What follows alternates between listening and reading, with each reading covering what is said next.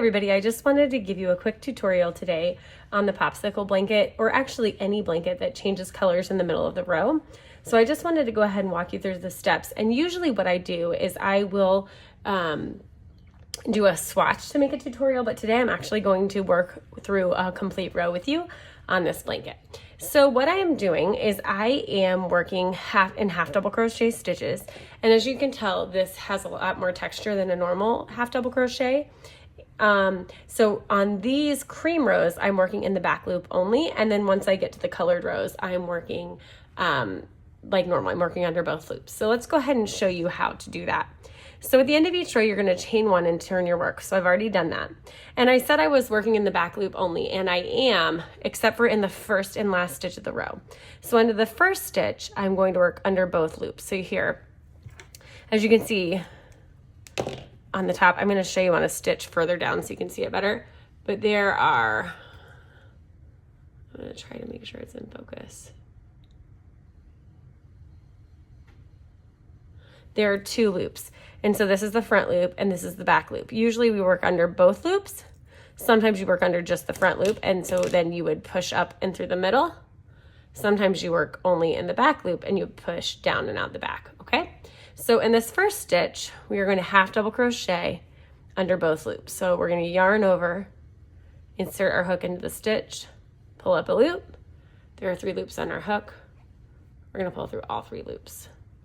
And then we're going to work just in the back loop. So we'll yarn over, insert our hook into the back loop, pull up a loop, pull through all 3 loops, yarn over, insert into the back loop, pull up a loop, pull through all 3 loops,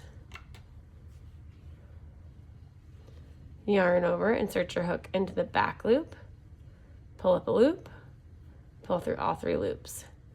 And you will just do that across until you get to the stitch where you need to change colors. So I'm going to skip to that.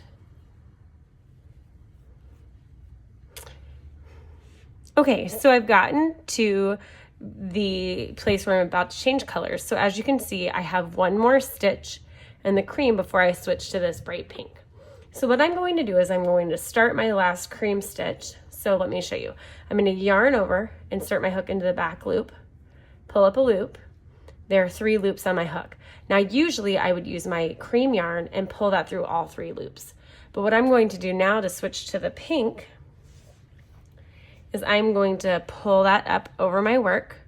I'm going to pull the pink yarn through all 3 loops. And then I'm going to pull the white yarn to the back and lay it down over these stitches that I'm going to be working into. So as you can see, it's kind of just to the back, but kind of on top of my stitches. So then I'm going to yarn over, and I'm going to, you see this piece of yarn here that's pulling up from my last row. I'm going to insert my hook behind that, and then I'm going to insert my hook under the stitch, into the stitch like usual.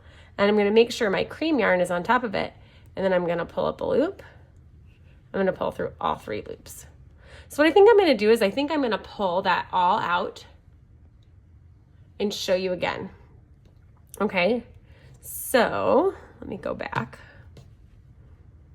So I'm going to work one more normal half double crochet. And then in this last cream stitch, I'm going to yarn over, insert my hook into the back loop and pull up a loop. Usually I would pull this cream yarn through all 3 loops, but I'm going to grab my pink yarn instead and pull through all 3 loops. Then I'm going to pull the cream yarn to tighten everything up, and I'm going to lay it right behind my work. I'm going to yarn over, and I'm going to pick up this little piece of that pink yarn right here. And by pick it up, I just mean put my hook behind it. And then I'm going to insert my hook into the stitch, and I'm going to make sure the cream yarn is there too. I'm going to pull up a loop. There are 3 loops on my hook, and I'm going to pull through all 3 loops.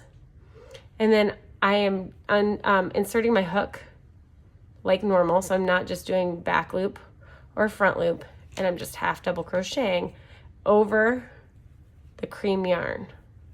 So you see how the cream yarn is encased in my stitches? This is called carrying the yarn, and it's going to let me keep my yarn going so that I can switch back over here when I get back to my cream stitches, okay? So let me go ahead and get to the end of this pink section, and I will show you how to switch back to cream.